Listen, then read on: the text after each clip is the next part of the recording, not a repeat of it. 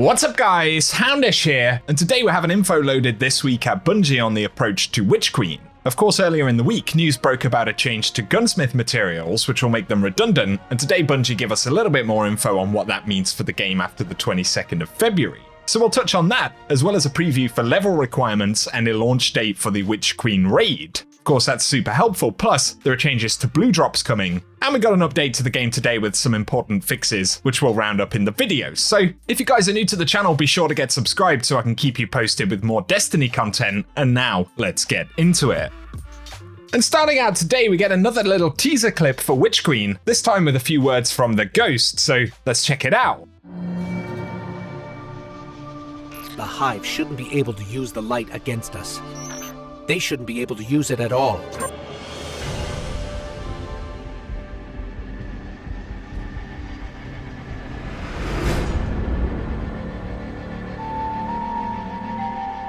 Another pretty cool teaser there, with some environments for Witch Queen, and some pretty neat music as well. But moving on to the twab, Bungie say this week they're going to be talking about power, blue drops, gunsmith reputation, and some shifts in exotic sources. But over the next few twabs, they'll be talking about Vanguard rep, Gambit reworks, weapon crafting, and Void 3.0. As well as a healthy batch of patch note previews. They also tease that we'll get a couple more trailers before launch, which is awesome. And then they jump in and speak about power. There are going to be some changes for Witch Queen, but first they break down a few definitions. So the power floor is the lowest possible power for a piece of gear, and the starting point for new characters. The soft cap is the point at which general drops stop being automatic upgrades, and powerful gear becomes the best way to gain power, and then the power cap, at which point powerful drops stop being an upgrade, and pinnacle gear are the only way to gain power. Then finally the hard cap, which is the maximum possible power from pinnacle drops. And they say starting on February 22nd, the power floor will be updated to 1350, and any player who signs in will be in an appropriate power level to start the Witch Queen campaign, even if they've taken a recent break from the game.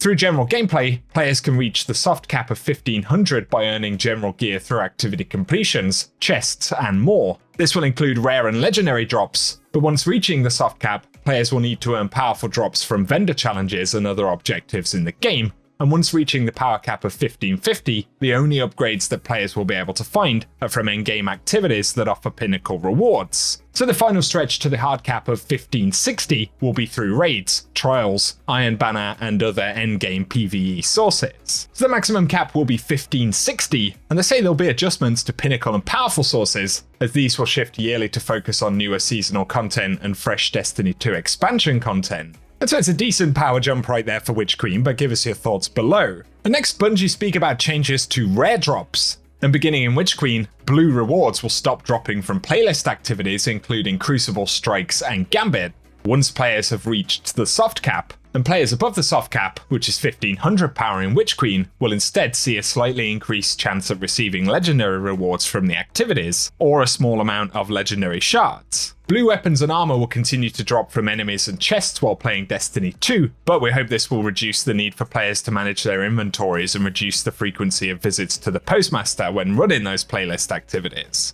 So it's certainly a slight shift right there, but it won't completely eradicate blue drops after 1500 power. So give us your thoughts below.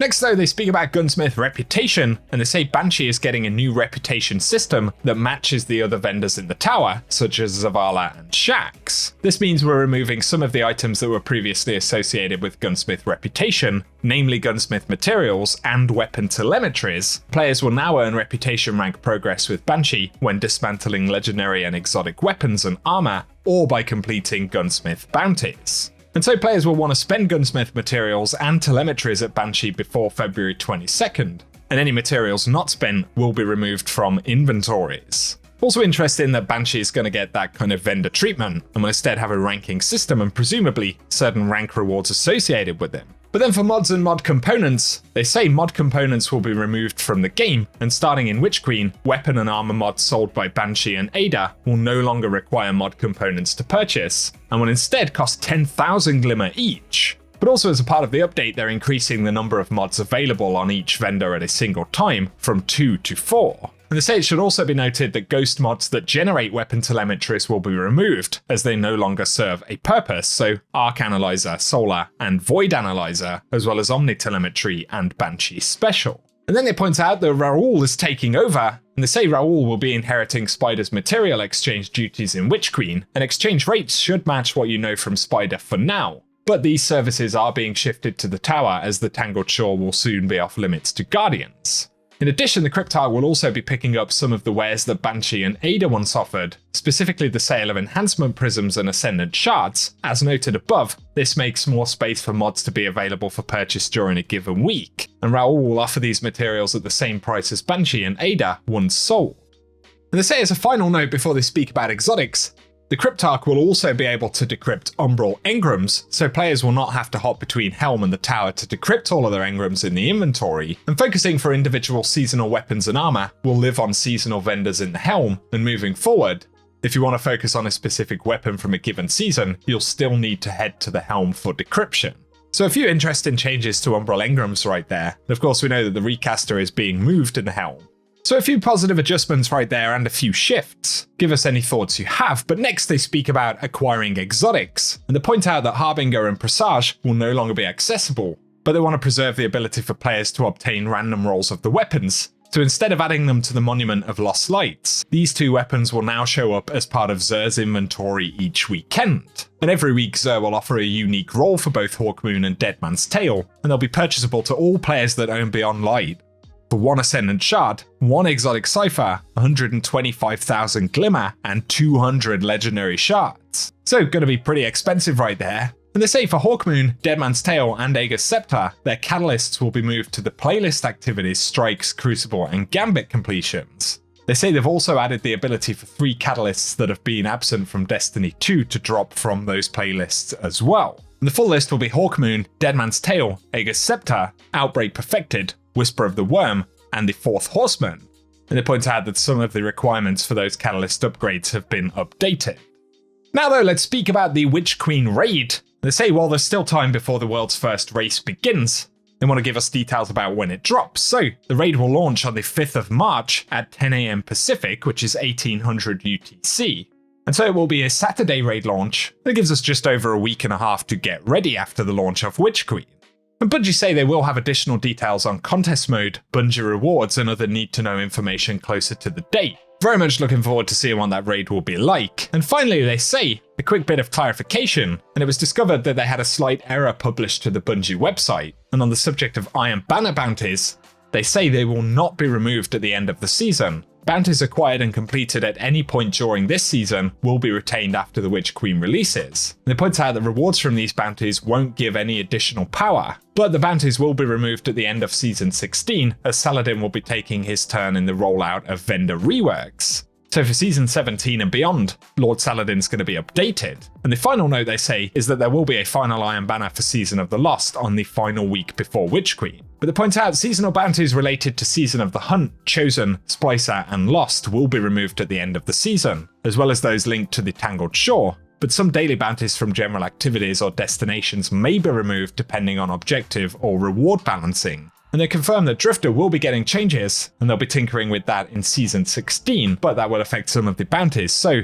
essentially there are no guarantees on keeping hold of bounties and what might ultimately happen to them. But it gives us a bit more information right there. So let us know your thoughts on the core stuff from TWAB this week, guys. The final thing to touch on in the video today, but Destiny 2 did get another hotfix, and this is hotfix 3403. Of course, only the second update for 2022, and primarily it does focus on some fixes. So for activities and Dares of Eternity, they fixed a rare crash that could occur during the Crota boss encounter. Also for the dungeon Grasp of Avarice, they improved the responsiveness of the Ogre boss, becoming vulnerable when the Cursed Idol buff is activated. I believe sometimes there could be a little bit of a delay between the buff activating and the boss actually taking damage, so a minor improvement there, and one that's kind of important for Gambit. And there was a problem where defeating enemies with a finisher could actually cause the game to crash. And they say they fixed some of those issues, but the team is continuing to investigate general crashes in Gambit, and please continue to report issues on the help forum. Then in the Crucible, they fixed an issue where invisible geometry could block bullets or movement on some curved surfaces, and a few other miscellaneous changes, including for weapons, resolving an issue with the Wishender bow that was preventing it from equipping exotic ornaments. And they say for abilities, they fixed a problem where the Hunter class ability cooldown times would increase if the player's mobility stat was over 100. And so they say players may now increase that mobility to whatever value over 100 they desire without detriment to their cooldown timers, even if it provides no real benefit. They also say, seriously, go ahead, max out that stat. We dare you to show us how high you can get your mobility. And in general, they reverted a change to various colorblind modes to address community feedback, essentially undoing the majority of what they did in the last hotfix. And also they improved roster grouping and sorting algorithms to generally improve roster performance. So nothing too crazy, but a few useful fixes right there. And for today, guys, that is everything that we have to speak about in the video today. So as always, give us any thoughts on what we covered from TWAB. Definitely plenty to think about there, but if you've enjoyed the video, a rating down below also really does help us out on the channel. Definitely get subscribed if you're new around here as well, as I'll be keeping you up to date with everything related to Witch Queen as we lead up to the launch, and of course all of the new content that follows. And you can also turn on notifications if you don't want to miss out on any content, but for now guys, thanks for tuning in, and I hope you have an awesome day.